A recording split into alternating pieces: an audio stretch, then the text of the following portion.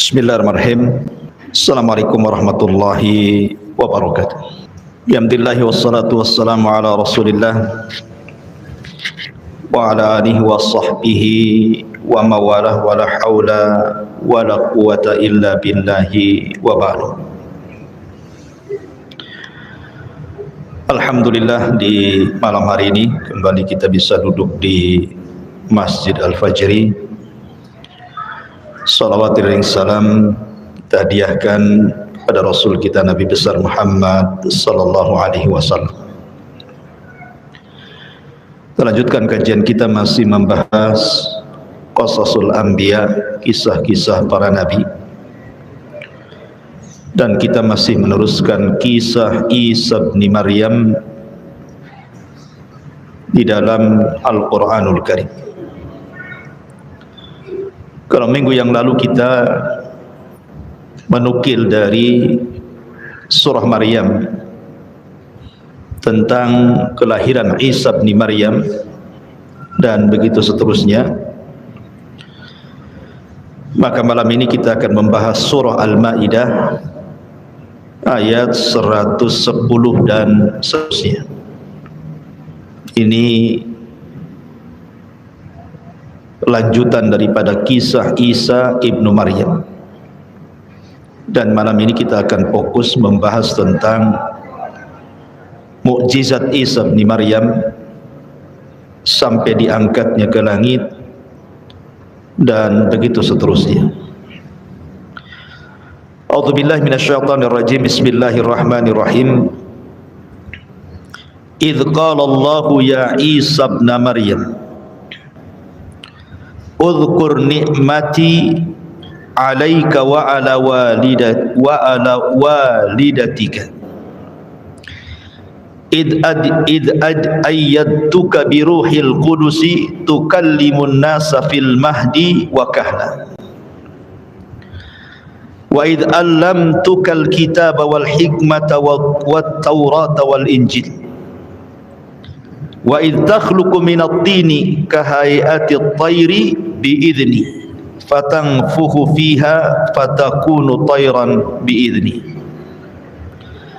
wa tubri'ul akmaha wal abrasa biidni wa id tukhrijul mauta biidni wa id kafaftu bani Israila anka id ji'tahum bil bayyinati faqala alladhina kafaru minhum inna hadha sihrun mubin.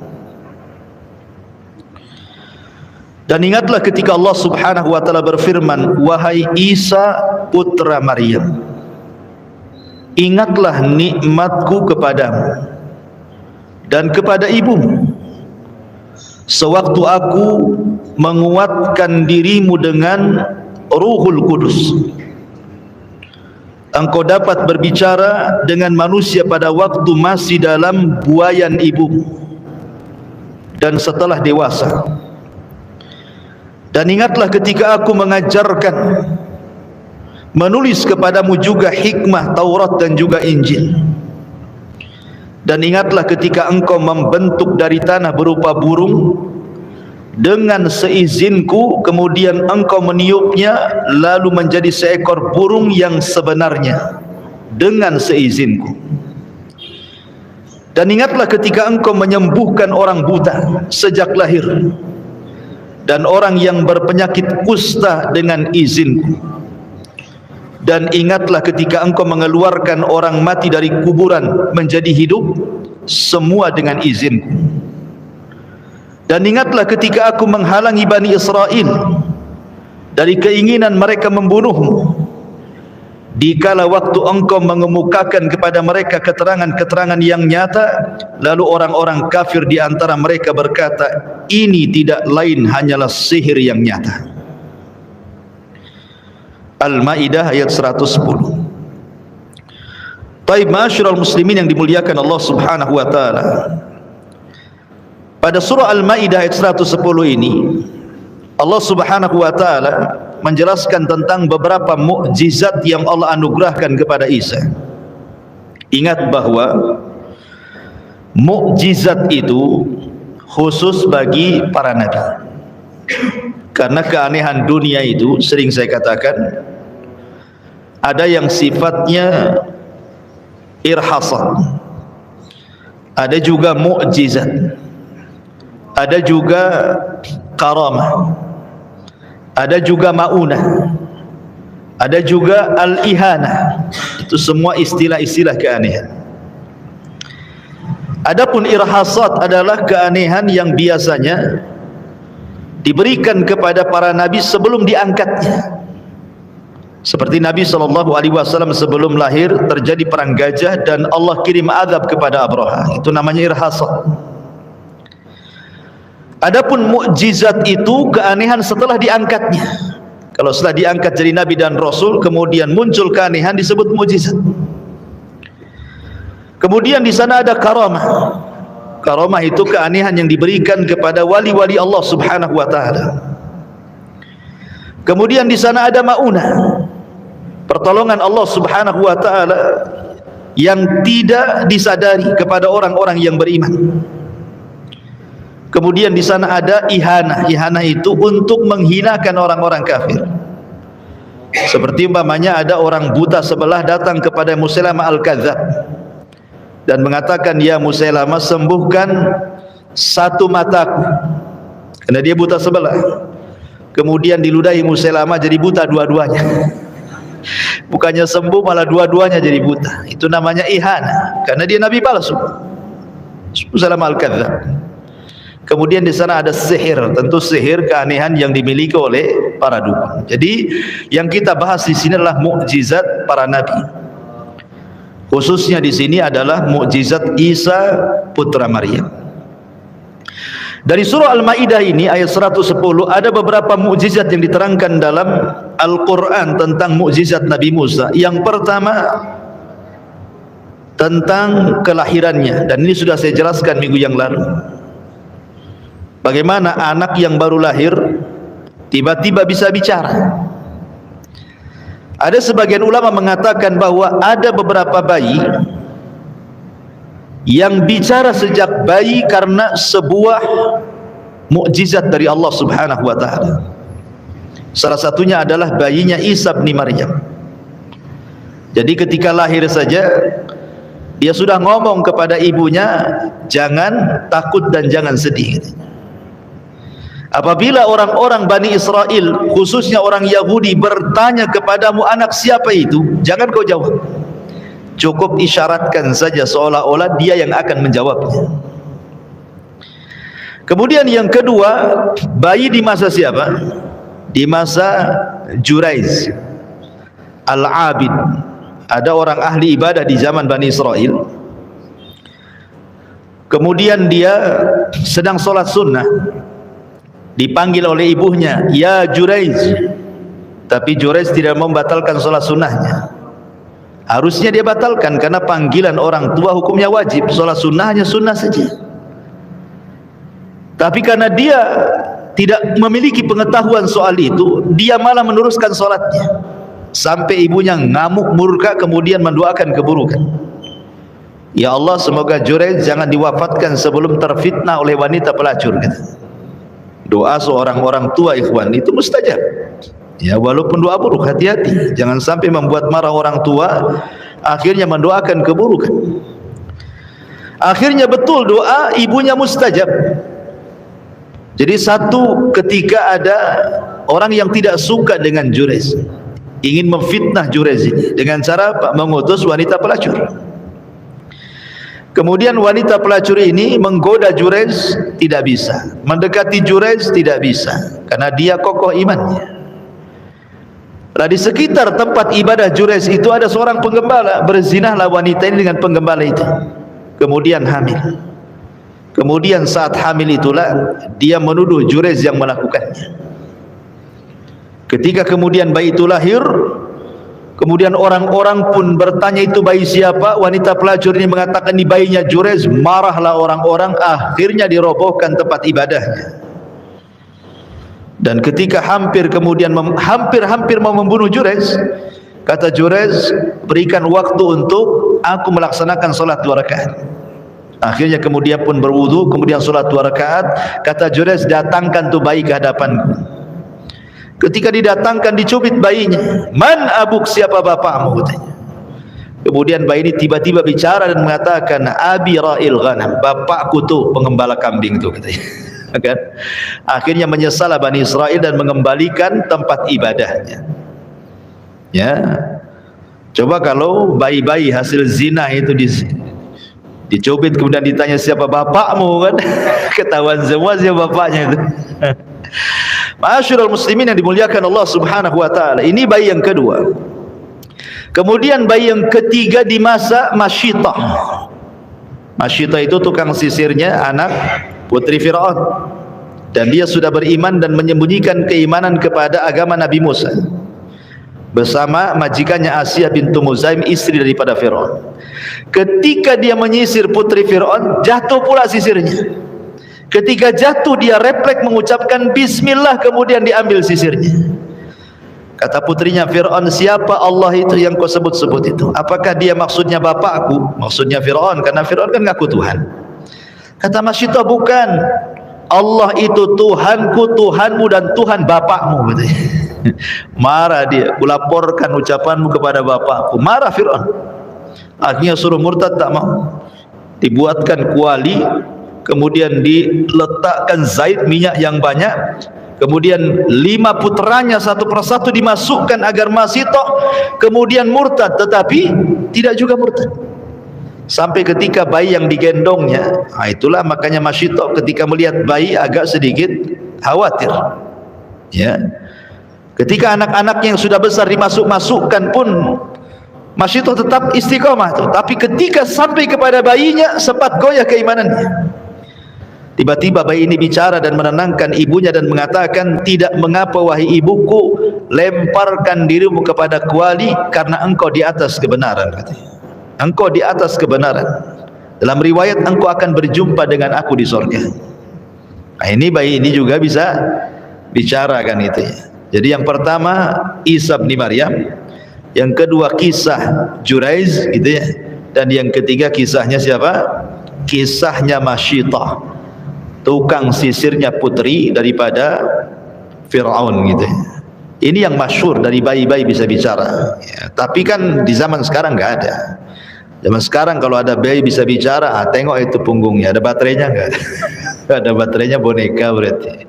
Karena ini keajaiban ya. Jadi itu salah satu mukjizat Nabi Musa alaihi salatu wasallam. Kemudian yang kedua ya, di antara mukjizat Nabi Musa saat lahir juga, dia terlahir tanpa bapa kan itu ya.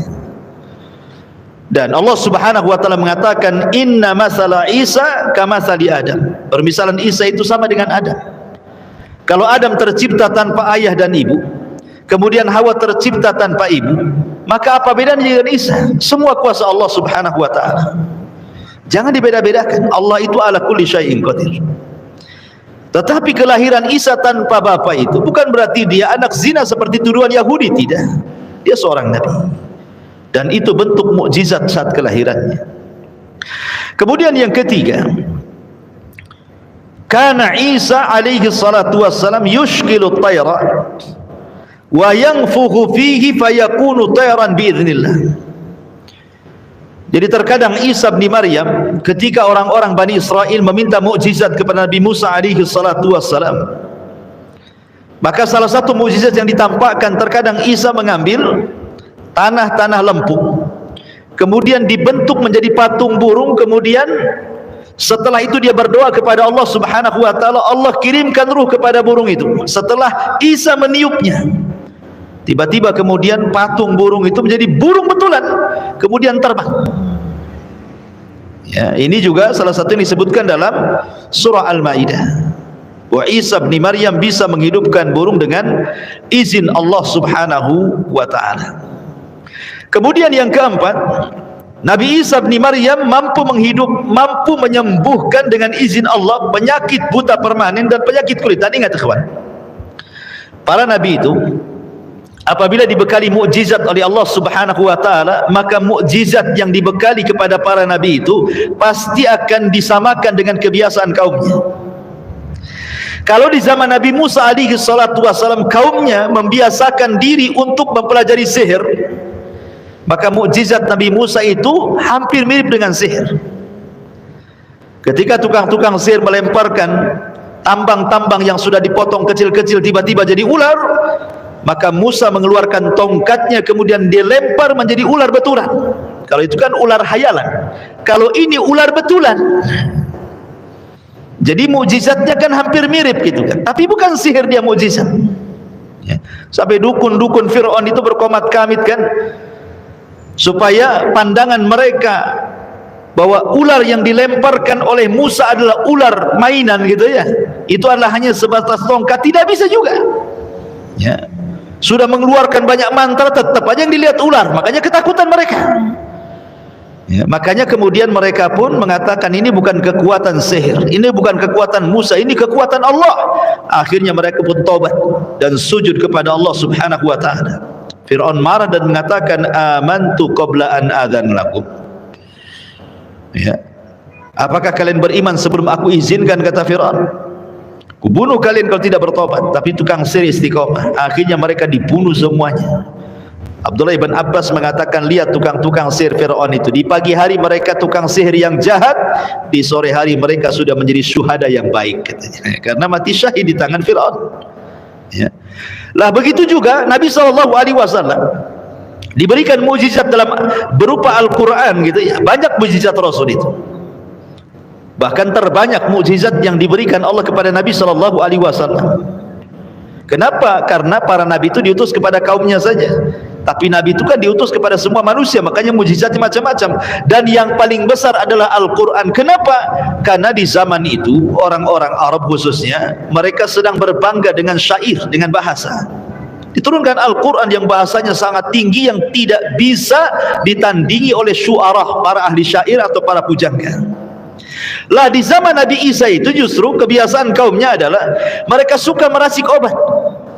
Ya, jadi perobatan itu sudah menjadi pekerjaan mereka, sehingga kemudian mereka mendapatkan racikan-racikan herbal mampu mengobati penyakit yang dulunya dianggap luar biasa, sekarang dianggap penyakit biasa karena sudah ditemukan obat-obatannya.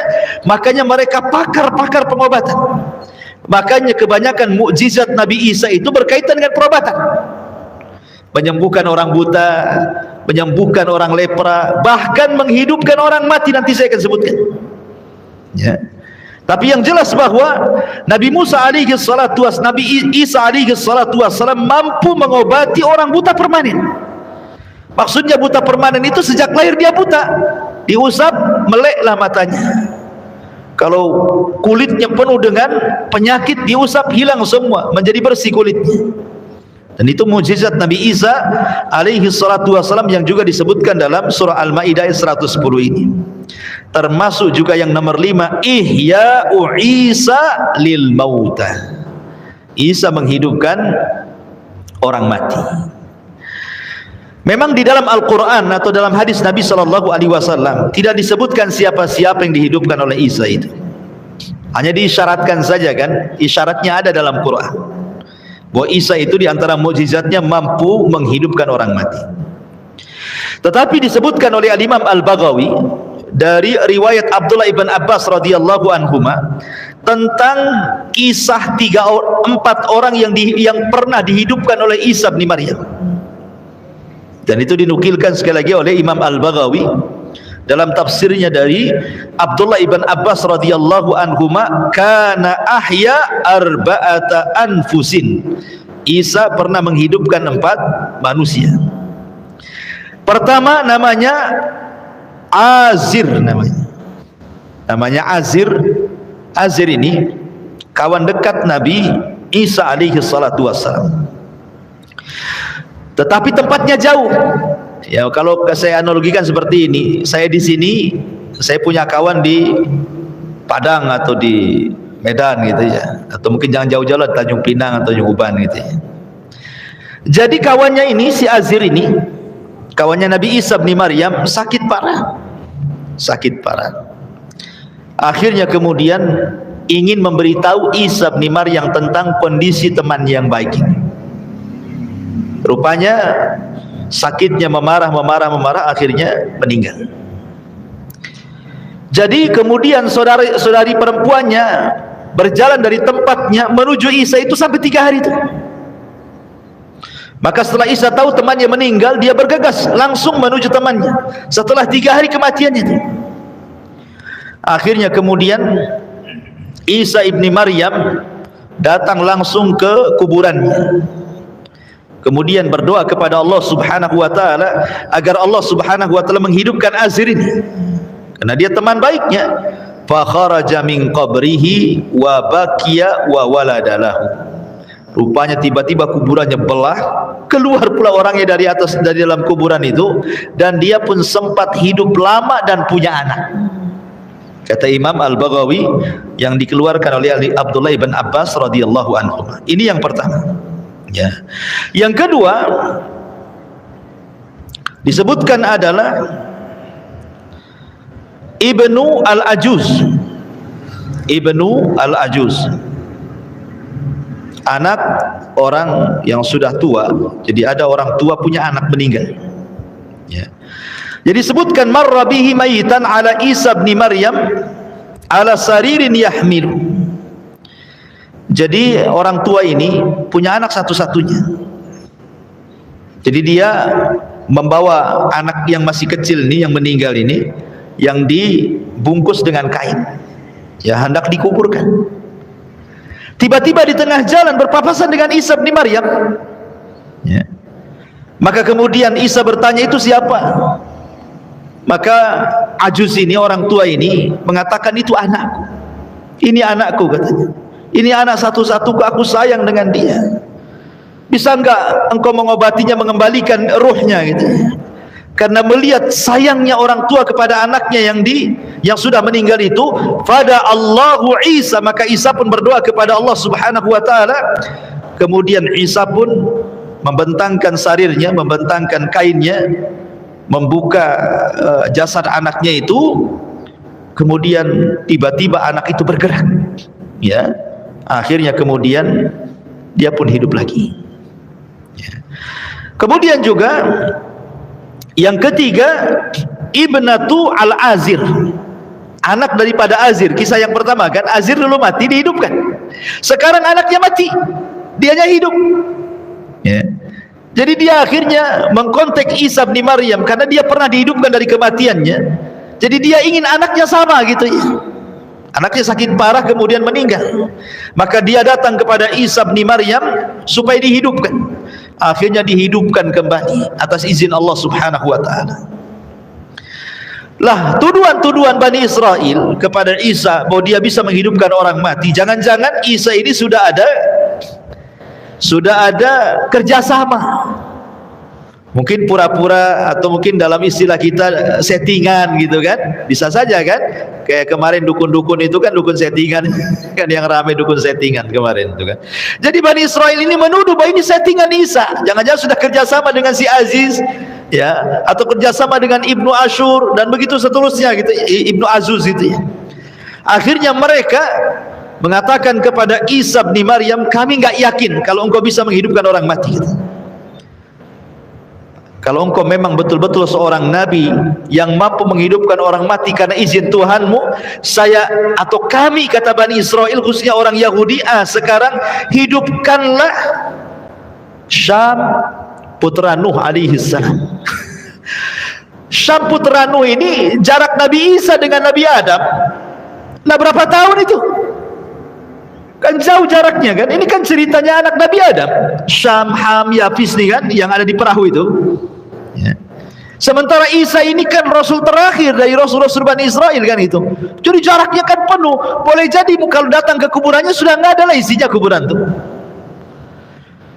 Tetapi tidak ada yang mustahil bagi Allah Azza wa Jalla. Dalam riwayat bahwa suatu ketika Isa ini sedang bercerita tentang kisah Safinah yang ditunggangi oleh Nuh dan juga anak-anaknya. Jadi Isa ini bercerita soal Nuh, kemudian sampai kepada perahunya.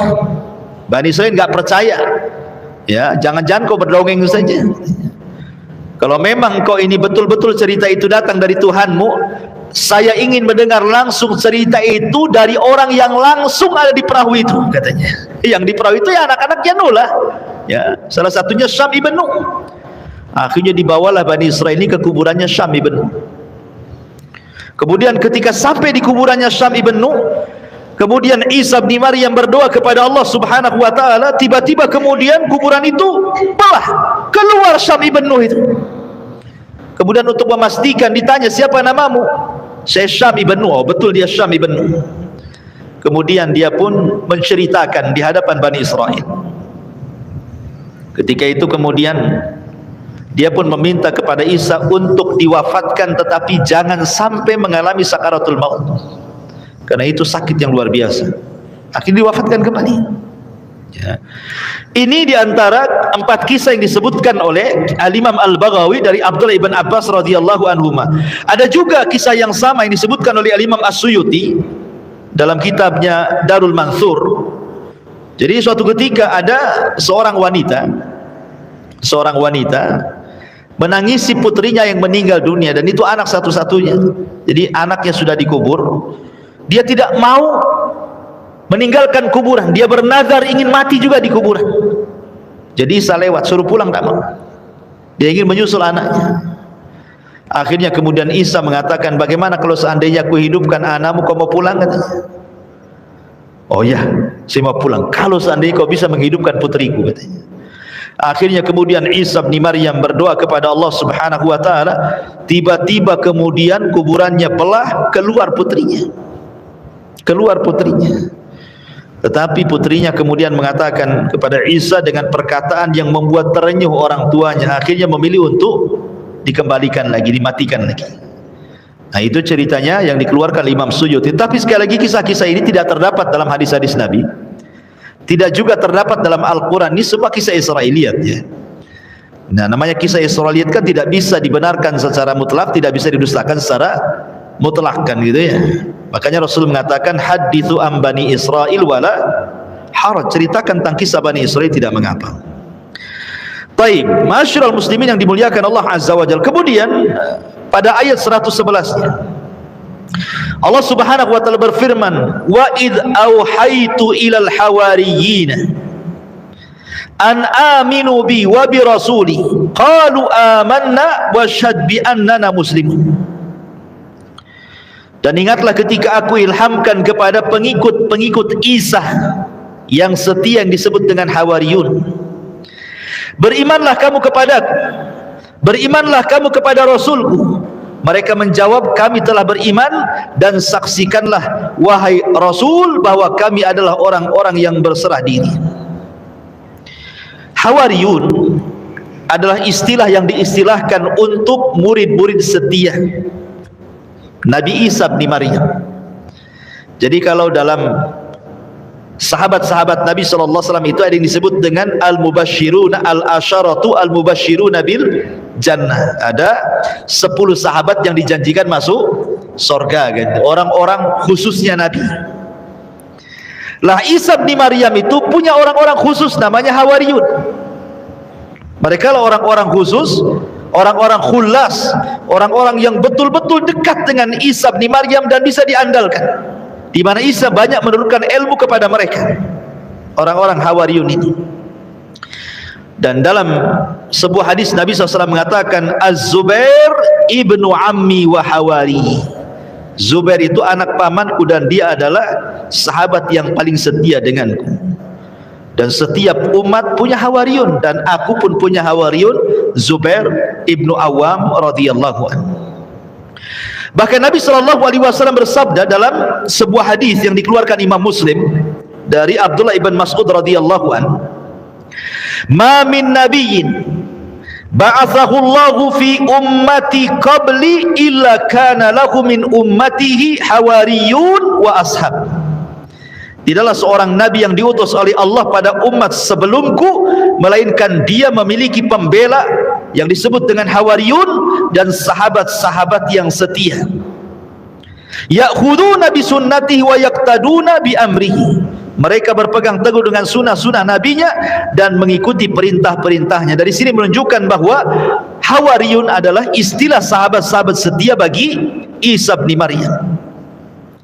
Dan disebutkan oleh Imam Ibnu Ishaq rahimahullahu ta'ala, pakar sejarah, bahwa jumlah Hawariyun yang ada di sekitar Isa, maksudnya sahabat-sahabat khusus itu, jumlahnya 12 orang.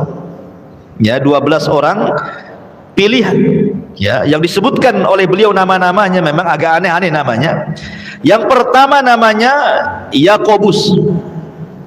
Yakobus. Kemudian yang kedua Yohanes, ma'ruf yang kemudian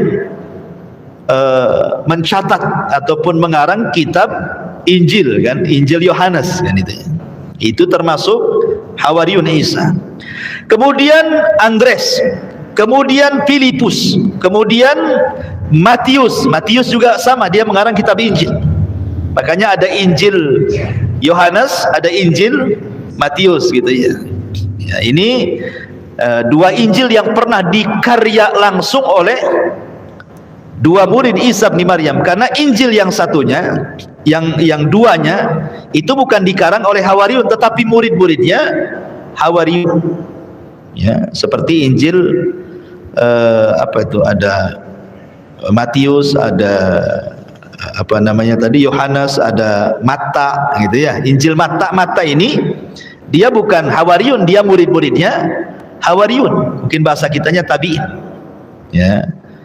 Kemudian ada Markus, ya kan? Markus dengan Matta ini dia muridnya Hawariyun. Yang Injil yang dikarya oleh Hawariyun adalah Injilnya Matius dan juga Yohanes saja.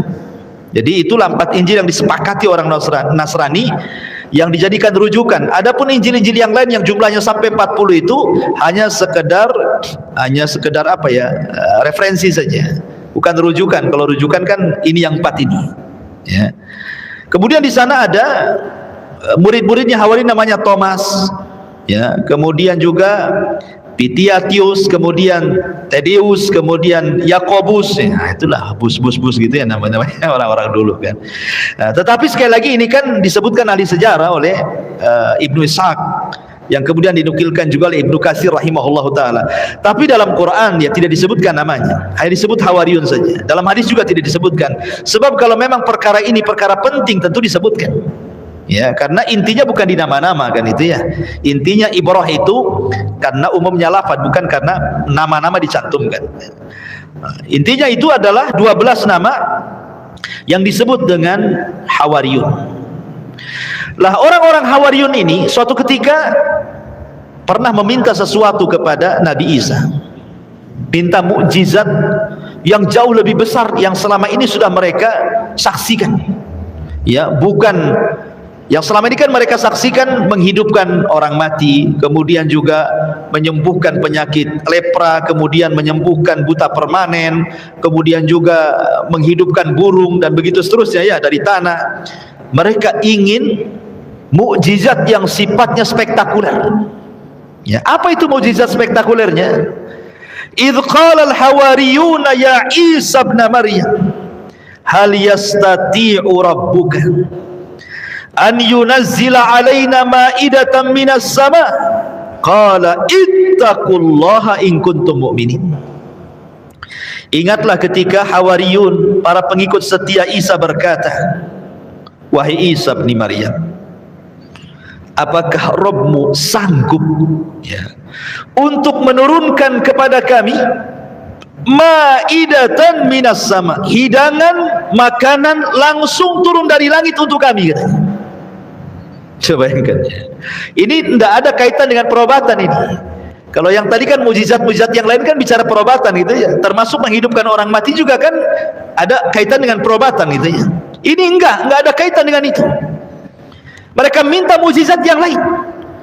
Mereka minta kepada Isa, ya Isa, bisa enggak nyuruh Rabbmu turunkan makanan dari langit katanya, biar kami bisa makan di situ. Maka Isa mengatakan, ittaqullah, bertakwa kau kepada Allah, in kuntum mu'minin, kalau kalian memang beriman kepada Allah Subhanahu wa taala. Lihat bagaimana Bani Israel, ikhwan. Ya. Mereka tidak cukup dengan mukjizat yang ada. Padahal kurang apa, mukjizat yang ada itu kan sudah luar biasa kan, menghidupkan orang mati gitu ya. Kemudian menyembuhkan penyakit buta permanen, menghidupkan penyakit kulit, mampu kemudian menjadikan burung yang terbuat dari lempung kemudian bisa hidup jadi burung beneran. Kemudian di masa kecil Isa bisa bicara, bahkan Isa bisa menghabarkan sesuatu di rumah-rumah orang-orang persis dengan habarnya. Jadi kalau dia ngomong, di rumahmu ada kulkas ya? Ada. Dalam isi kulkasmu ada jeruk ya? Oh iya betul. Nah, dalam kulkasmu ada ini ya? Pokoknya semua isi rumah dia bisa mengatakan, tahu bahwa isi rumah itu apa isinya. Rupanya tidak cukup dengan mujizat Isa itu, mereka minta yang lebih daripada itu. Makanya Isa mengingatkan, ittaqullah, hati-hati kalian, bertakwa kalian kepada Allah. Kalau kalian memang beriman kepada Allah Subhanahu wa taala. Di sini ma'asyiral muslimin yang dimuliakan Allah Azza wa Jalla, tetapi Isa bin Maryam tidak menolak permintaan mereka. Isa bin Maryam tidak menolak permintaan Hawariyun, tetapi syaratnya kata Isa, kalian harus puasa 30 hari, salasina yauman. Harus puasa 30 hari, kemudian kalian menyempurnakannya. Akhirnya kemudian Hawariyun pun mereka puasa 30 hari. Setelah berpuasa ke 30 harinya itulah, ingat, Isa bin Maryam ketika itu memberikan syarat kepada Bani Israel, khususnya kepada orang Yahudi. Lihat bagaimana syaratnya, disebutkan dalam ayat selanjutnya. Qala Isa bin Maryam, Allahumma rabbana anzil alaina ma'idatan minas sama' takunu lana idan li awwalina wa akhirina wa ayatan minka warzuqna wa anta khairur raziqin. Qala Allah, inni munazziluha alaikum faman yakfur ba'du minkum fa inni u'adzibuhu adzaban la u'adzibuhu ahadan minal alamin. Isa pun kemudian berdoa kepada Allah, ya Tuhan kami, turunkanlah kepada kami hidangan dari langit yang akan menjadi hari raya bagi kami, yaitu bagi orang-orang yang sekarang bersama kami maupun yang datang setelah kami, dan menjadi tanda bagi kekuasaan Engkau ya Rabb.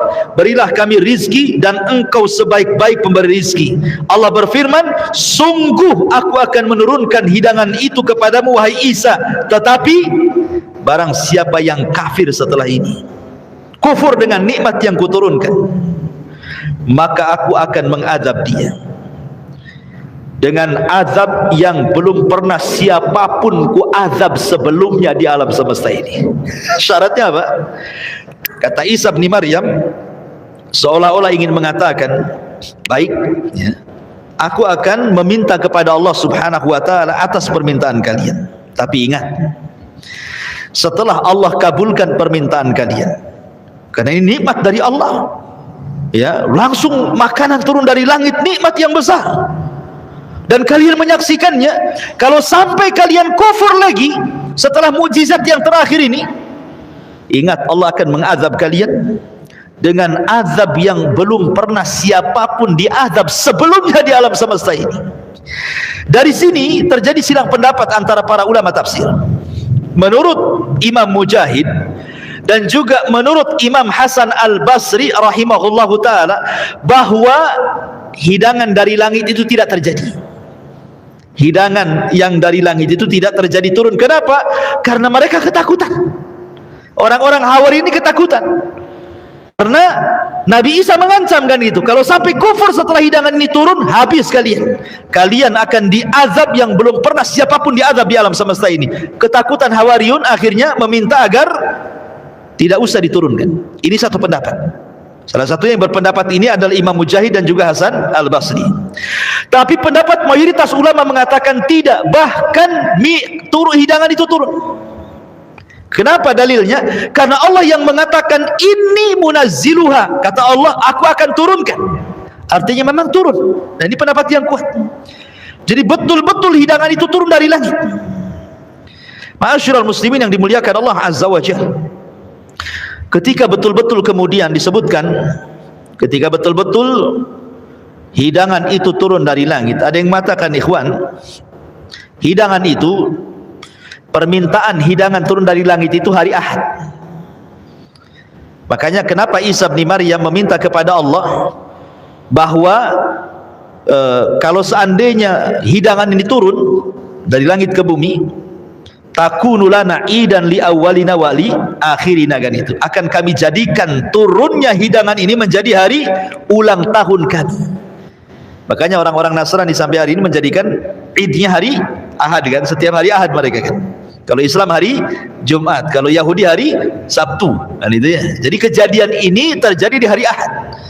Dan Isa meminta kepada Allah untuk dijadikan Id, hari raya kami, orang-orang Nasrani, ya. Untuk kami yang masih hidup dan untuk orang setelahnya. Ya, orang setelahnya orang Nasrani hari inilah kita lihat, kan. Mereka juga merayakan setiap hari Ahad, gitu ya. Karena ada juga yang mengatakan bahwa turunnya makanan itu pagi dan petang. Ya, jadi pas waktunya makan turun pagi dan juga petang. Dan disebutkan dalam sebuah riwayat, ikhwan, bahwa makanan itu bisa dimakan bukan hanya Hawariyun yang makan, tapi ribuan Bani Israel makan dari situ. Jadi orang-orang fakir, orang-orang miskin gitu ya, berdatangan kepada makanan itu, kemudian mereka makan. Sampai disebutkan kanu qariban minal alf, jumlah yang makan itu hampir kurang lebih 1.300 orang yang makan setiap harinya. Setiap pagi makan sebanyak itu, nanti malamnya juga segitu. Akhirnya dan itu masih nyampur antara orang miskin, orang kaya ikut makan di situ. Ya. Akhirnya kemudian Nabi Isa membatasi bahwa yang makan hanya orang fuqara wal masakin saja, orang-orang fakir miskin saja.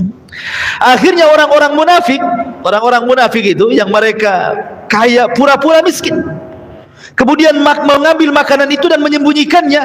Akhirnya Allah kutuk mereka menjadi babi-babi. Naudzubillah. Ya, ada yang mengatakan seperti riwayat Bani Israel, riwayat Israiliyat. Ya. Tapi intinya bahwa di sini Isa bin Maryam ketika diminta agar hidangan itu turun dari langit, maka Isa bin Maryam tidak menolak dan dia berdoa kepada Allah. Apa doanya? Allahumma Rabbana anzil alaina ma'idatan minas sama takunu lana idan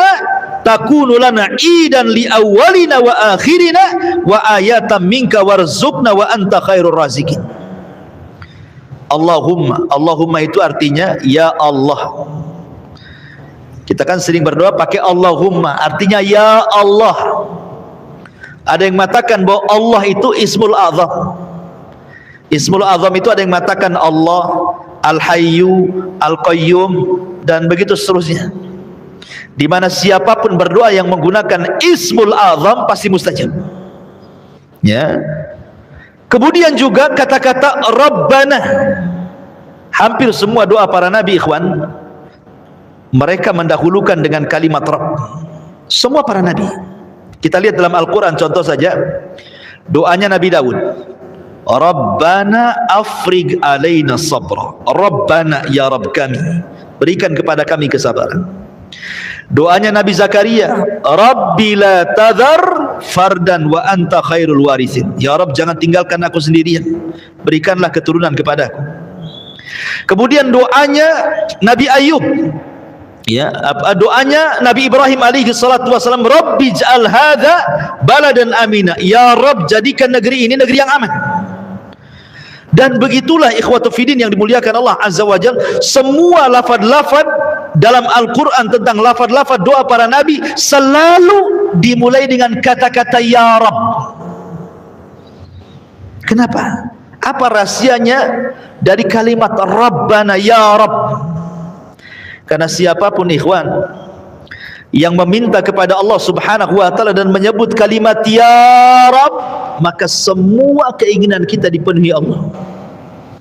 Karena kita mengakui rububiyah Allah subhanahu wa ta'ala. Arti Rabb itu artinya Allah yang menguasai, Allah yang memiliki, Allah yang mengatur, Allah yang kasih rizki, Allah yang kasih mati, Allah yang kasih hidup. Itulah kalimat ya Rabb. Kita mengakui rububiyah Allah. Makanya dalam berdoa dahulukan kalimat ya Rabb, ya Rabb, ya Rabb, gitu ya. Karena itu meyakini rububiyah Allah Azza wa Jalla. Kemudian Nabi Isa bin Maryam berdoa lagi, Allahumma ya Rabb anzil alaina ma'idatan minas sama, turunkan kepada kami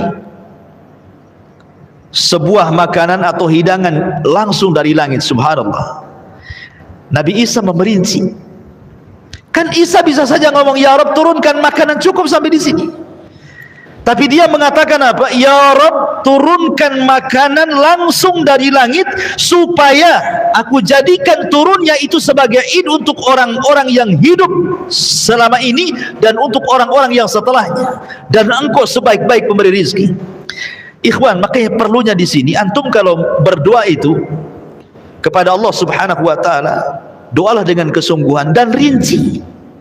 Ya. Contoh umpamanya anak kita sakit nih. Antum berdoa kepada Allah, ya Rabb sembuhkanlah anakku. Ya. Engkau maha tahu bagaimana tangisan dia, rasa sakit dia, bagaimana kami orang tuanya yang sayang kepada dia. Begitu rinci. Ya. Supaya Allah tahu sebenarnya, tetapi dengan rincian-rincian itu menunjukkan bahwa kita ini betul-betul ingin dikabulkan, gitu maksudnya. Ya. Jadi dengan kita mendoakan, ya Allah sembuhkanlah orang tuaku, kau tahu bahwa dia satu-satunya orang tuaku, aku sayang dengan dia, aku tahu bagaimana rasa sakit dia, ya Allah tolong sembuhkan dia, itu maksudnya. Supaya betul-betul kita meminta kesembuhan, sebagaimana Isa di sini meminta dengan sangat rinci kepada Allah Subhanahu wa taala, dan itu adab doa namanya.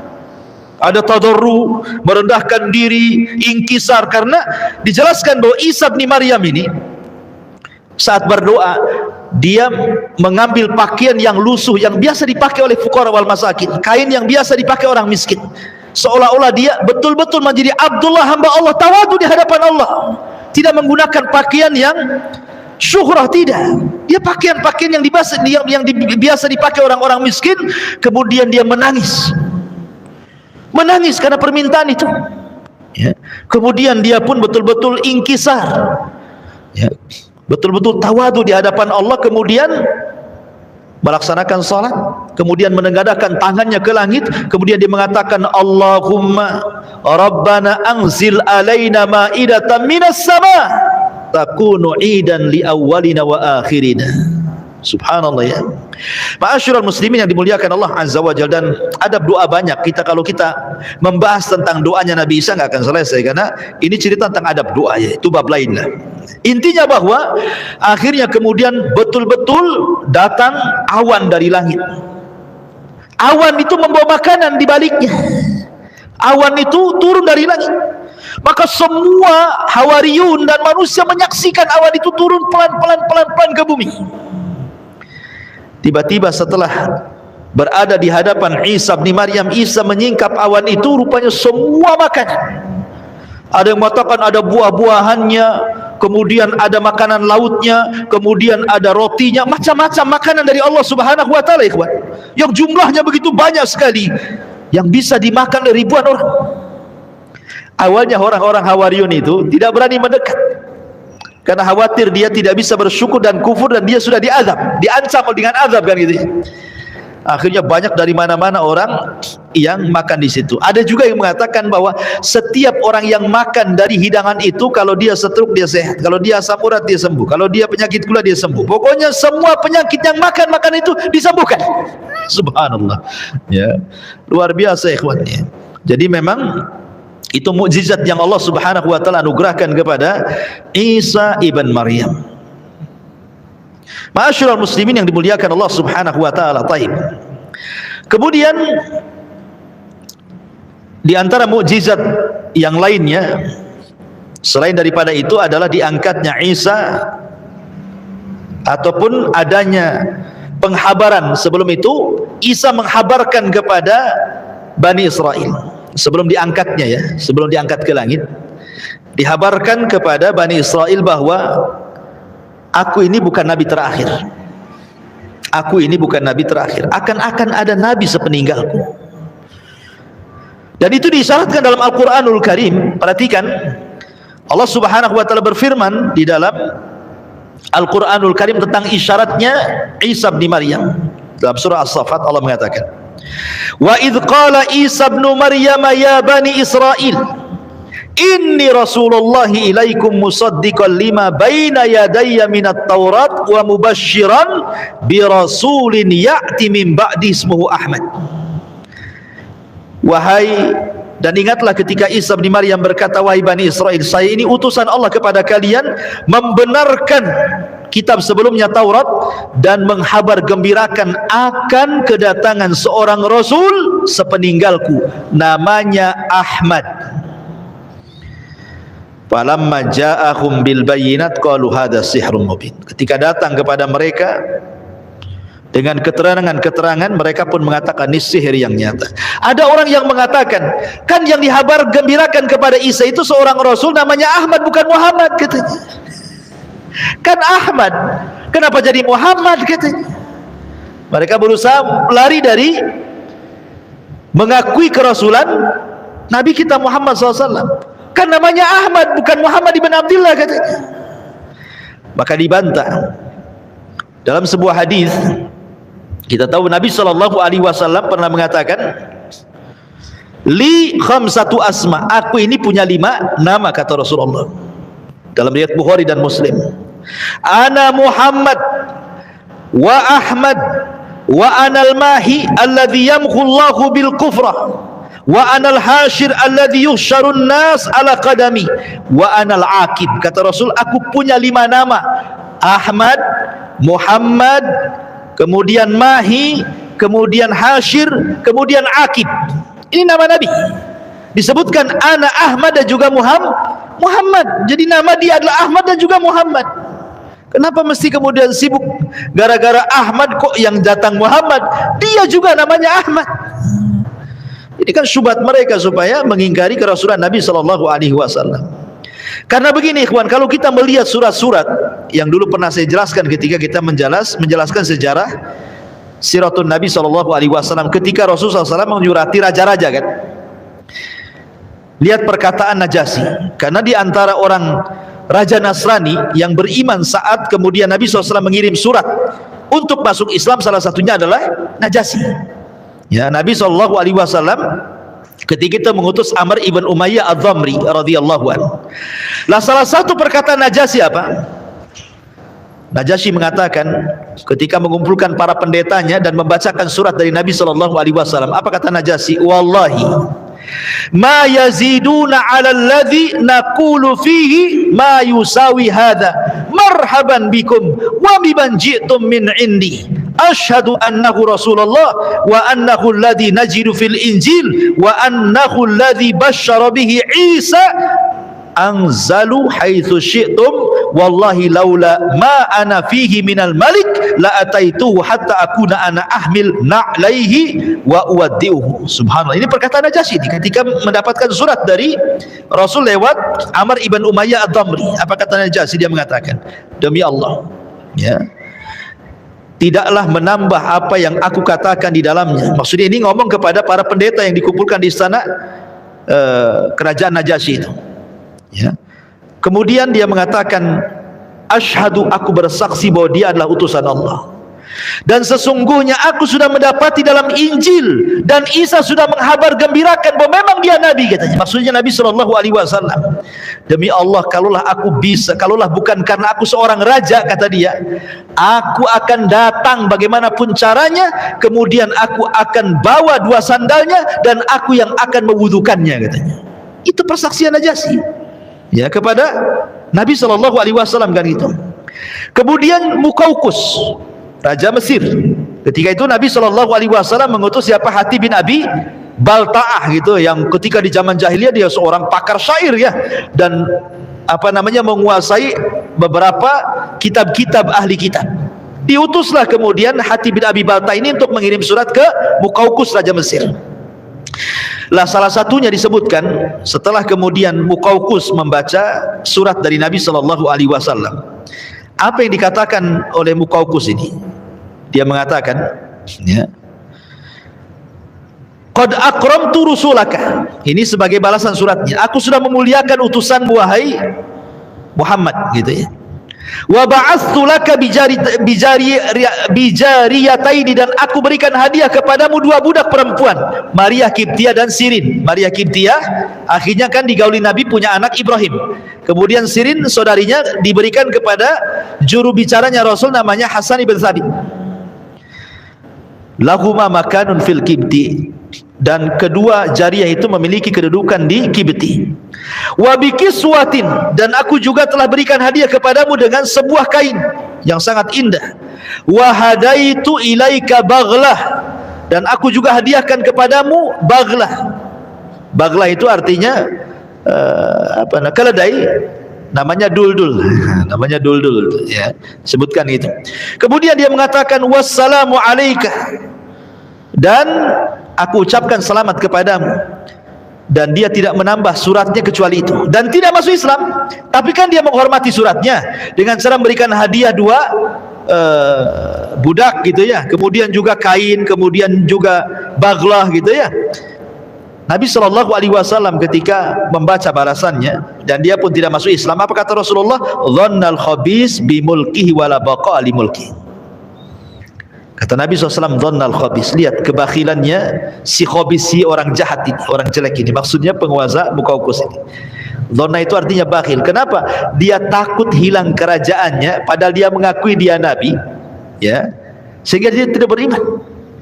Karena di antara isi surat itu salah satunya, aku tahu bahwa Nabi itu masih ada, tapi aku nggak tahu bahwa Nabi itu orang Arab, aku sangka orang Syam, katanya. Dia ngomong begitu di suratnya. Makanya Rasul mengatakan dhannal khabis bi mulkihi wala baqa li mulki. Ya, dia bakhil, tidak mau mengakui padahal aku ini seorang nabi dan aku doakan akan hilang kerajaannya. Nah, betul, hilang kerajaannya. Sampai sekarang Mesir jadi kaum muslimin, tidak ada orang Nasrani di sana, kan menjadi negara Islam kan Mesir, sama dengan Indonesia, ya kan? Begitu juga Raja Herakli ketika diutuskan, dia hampir masuk Islam tuh Herakli itu. Kalau bukan karena takut hilang jabatan, tentu dia masuk Islam. Karena dia mengatakan, sungguh kalau seandainya aku bisa mendatangi dia, katanya, aku akan sujud di kedua kakinya dan aku akan cuci kedua kakinya, katanya. Itu perkataan Herakli itu. Raja-raja Nasrani ini di zaman Nabi SAW mengakui, ya, karena memang Isa bin Maryam menghabarkan seperti itu, bahwa kan kelak akan datang seorang nabi namanya Ahmad. Ya, makanya banyak kemudian orang-orang yang beriman di zaman Rasul, orang-orang Nasrani, terutama Nasrani Najran, berbeda pula dengan orang Yahudi, banyak yang kufur. Bukan karena mereka tidak tahu, mereka tahu, tapi karena hasadnya orang Yahudi terhalang hidayah itu saja sebenarnya. Ya. Ma'asyiral muslimin yang dimuliakan Allah Azza wa Jalla. Kemudian yang terakhir, kita membahas tentang diangkatnya Isa ibnu Maryam. Kita tahu bahwa diangkatnya Isa ibnu Maryam, ya, Isa itu terancam nyawanya dua kali. Pertama saat kelahirannya, karena ketika itu Raja Herodus kumpul dukun-dukun, ya, ketika itu kan dia mimpi, ya, dalam mimpinya bahwa kerajaannya akan tumbang, gitu ya. Kemudian Herodus ini mengumpulkan orang-orangnya, dukun-dukunnya, paranormalnya, penasihat spiritualnya, gitu ya. Kemudian diramalkan bahwa akan lahir seorang nabi yang akan menghilangkan kekuasaannya. Akhirnya dibunuhlah bayi-bayi itu, persis seperti di zaman Nabi Musa, Firaun membunuh bayi-bayi itu, ya. Lah karena ketakutan ketika Maryam kemudian lahir Isa, ketakutan kalau anaknya akan dibunuh, makanya Maryam akhirnya kemudian hijrah kemana? Ke Mesir. Sampai ketika mendengar Herodus kemudian meninggal, baru kembali ke Palestina, kan itu. Kemudian yang kedua, saat ketika dia sudah besar, ketika usianya sudah 33 tahun, ketika itu kan terjadi pembunuhan kepada dua nabi, pertama kepada Yahya dan kedua kepada Zakaria, ya kan? Kemudian sang raja khawatir kalau seandainya Isa ini akan membiarkan, karena kan bagaimanapun hubungan Isa, Zakaria dan Yahya itu kan hubungan yang dekat, gitu ya. Ya, Zakaria sendiri yang mengasuh ibunya. Ya, kemudian juga Isa dengan Yahya ibn Zakaria ini kan ibnu khala, ya, ada hubungan kerabat, ya, sama-sama anak daripada bibinya, gitu ya. Intinya bahwa tiga orang ini, Zakaria, Isa dan Yahya ini adalah orang dekat, sama-sama tinggal di Baitul Maqdis, berdakwah di sekitar Palestina, gitu ya. Ketika kemudian Yahya dipenggal lehernya, kemudian dijadikan hadiah untuk wanita pelacur, maharnya wanita pelacur. Kemudian setelah itu Zakaria juga dibunuh, digergaji di dalam hutan, gitu ya. di dalam pohon. Raja ini menyangka bahwa Isa tidak mungkin membiarkan atas kematian Zakaria dan Yahya. Sebelum itu terjadi, akhirnya mereka mengirim pasukan untuk membunuh Isa. Ketika itu Isa berada di rumahnya, sedang mengajar 12 hawariyunnya. Jibril memberitahu bahwa dia akan dibunuh. Akhirnya kemudian Isa sebelum datang para tentara ini berpesan kepada 12 hawariyun, siapa di antara kalian yang mau kuusap wajahnya, maka akan kujadikan dia temanku di sorga. Syaratnya pasti dia ditangkap, dibunuh, disalib. Hadiahnya dia akan jadi temanku di sorga. Ada yang mau? Tidak ada yang mau kecuali satu orang. Asgharum, yang paling muda di antara mereka, saya wa Isa. Kemudian Isa menawarkan dia lagi, akhirnya dia yang disalib, diusap wajahnya serupa wajahnya persis dengan Isa. Maka Isa pun tidur dikelilingi orang-orang hawariyun. Kemudian Isa dinaikkan ke langit dan hawariyun melihatnya. Kemudian setelah Isa diangkat ke langit, sebagian hawariyun pergi. Sebelum tentara datang mereka pergi, tinggal satu orang yang serupa dengan Isa bin Maryam. Ketika tentara datang, itulah mereka sangka Isa, ditangkaplah dia, kemudian dibunuh, kemudian disalib oleh orang-orang Yahudi.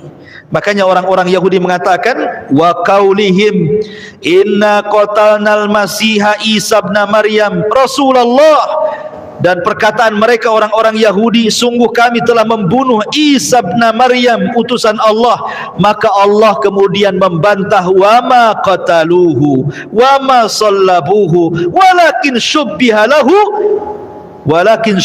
lahum. Isa tidak dibunuh, Isa tidak disalib, bahkan Isa diserupakan. Dalam ayat yang lain Allah mengatakan, idh qala Allahu ya Isa inni mutawaffika wa rafi'uka ilayya wa mutahhiruka minal ladzina kafaru wa ja'ilul ladzina tabauka fawqa alladzina kafaru ila akhiril ayat. Wa Isa, aku akan tidurkan kamu, aku akan angkat engkau ke diriku ke langit sana. Makanya Allah kemudian mengangkat Isa dalam kondisi belum mati. Inilah keyakinan Al-Quran, keyakinan hadis Rasul bahwa Isa tidak mati. Walaupun ada sebagian ulama seperti kata-kata Imam Suyuti mengatakan Isa itu sudah mati, Allah wafatkan, artinya wafat betulan, kemudian diangkat ke langit, tapi akan turun di akhir zaman. Tapi pendapat yang kuat, jumhur ulama mengatakan Isa tidak mati, Isa hidup, hanya ditidurkan saja, kemudian diangkat ke langit dan kemudian ditinggalkan oleh Allah di langit kedua. Makanya ketika peristiwa Isra Mi'raj, Nabi SAW naik ke langit kan. Kemudian saat ke langit kedua, kata Nabi SAW, marhaban, kata Isa dan Yahya, marhaban binabiyin saleh, selamat datang nabiku yang saleh dan temanku yang saleh. Akhirnya kemudian Nabi SAW berjumpa dengan Isa. Bahkan Rasul ketika berjumpa dengan Isa, dia bisa mensifati Isa tuh. Dalam hadis Rasul mengatakan, walakitu Isa, kemudian fana'atahu an-nabiy sallallahu alaihi wasallam fa idza rab'atun ahmar ka'annama kharaja min dimasin ya'ni hammaman. Dan aku telah berjumpa dengan Isa bin Maryam di langit kedua. Lalu beliau memberi gambaran mengenai Isa, ternyata dia berwajah berwajah tampan, berperawakan sedang, berkulit merah, seolah-olah rambutnya basah, seolah-olah dia baru keluar dari kamar mandi katanya. Sampai Rasul bisa mensifati karena berjumpa langsung dengan Isa di langit kedua, gitu ya. Ma'asyiral muslimin yang dimuliakan Allah Subhanahu wa taala. Dan ini menunjukkan bahwa mukjizat Isa diangkat ke langit dan akan turun di akhir zaman, yang sudah saya jelaskan pada permulaan dulu, bahwa tugasnya membunuh Dajjal, kemudian mematahkan salib, membunuh babi, menegakkan hukum keadilan. Dan tidaklah Isa wafat kecuali semua ahli kita beriman. Semua ahli kita beriman. Ya ma'asyiral muslimin, dan pada hari kiamat Isa akan dipanggil oleh Allah. Kemudian Allah mengatakan, wa idh qala Allahu ya Isa ibn Maryam. Pada hari kiamat nanti dia dipanggil oleh Allah dan mengatakan, hei Isa bin Maryam, kata Allah, a anta qulta linnas, apakah engkau mengatakan kepada manusia, ittakhiduni wa ummiya ilahaini min dunillah, ambil saya dan ibuku dua Tuhan selain Allah. Qala, maka Isa mengatakan, subhanak, maha suci engkau ya Rabb, ya, ma yakunu li an aqula ma laysa li bihaq, tidak mungkinlah aku mengucapkan sesuatu yang tidak benar. In kuntu qultuhu faqad alimta. Kalau aku mengucap kalimat itu, kau sudah tahu enggak? Mungkin kau tidak tahu. Ta'lam ma fi nafsi, kau tahu apa yang ada dalam diriku, wala a'lamu ma fi nafsi, sementara aku tidak tahu apa yang ada padamu. Innaka anta 'allamul ghuyub, sungguhnya engkau adalah zat yang maha mengetahui sesuatu yang gaib. Ma qultu lahum, kata Isa, aku tidak pernah mengucapkan hal itu kepada mereka.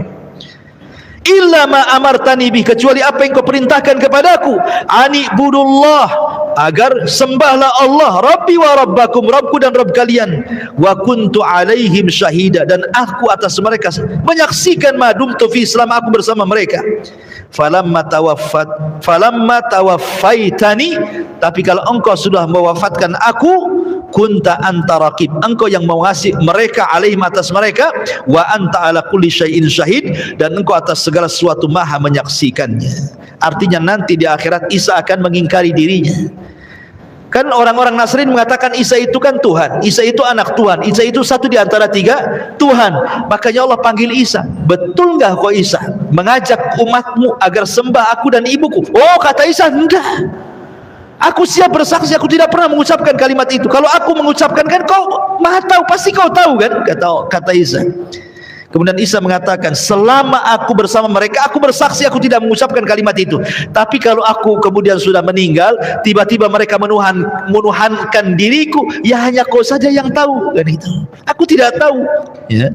Menunjukkan bahwa Isa berlepas diri dari orang-orang dan akidahnya Nasrani yang menuhankan Isa ibnu Maryam alaihi salatu wassalam. Dan kita katakan bahwa Isa adalah utusan Allah, dia nabi, dia utusan Allah, dia bukan Tuhan, dia manusia, sama dengan Nabi kita Muhammad sallallahu alaihi wasallam, dan dia nabi yang terakhir dari nabi-nabi Bani Israel, sementara Nabi kita Muhammad SAW nabi yang terakhir dari semua para nabi, penutup para nabi dan rasul. Wallahu a'lam bishawab. Dari sini selesailah kisah Isa ibnu Maryam alaihi salatu wassalam, 3 pertemuan, dan insyaallah kita akan melanjutkan kisah nabi berikutnya setelah Isa ibnu Maryam. Subhanakallahumma bihamdika asyhadu an la ilaha illa anta astaghfiruka wa atubu ilaik. Allahu ta'ala alam. Assalamualaikum warahmatullahi wabarakatuh.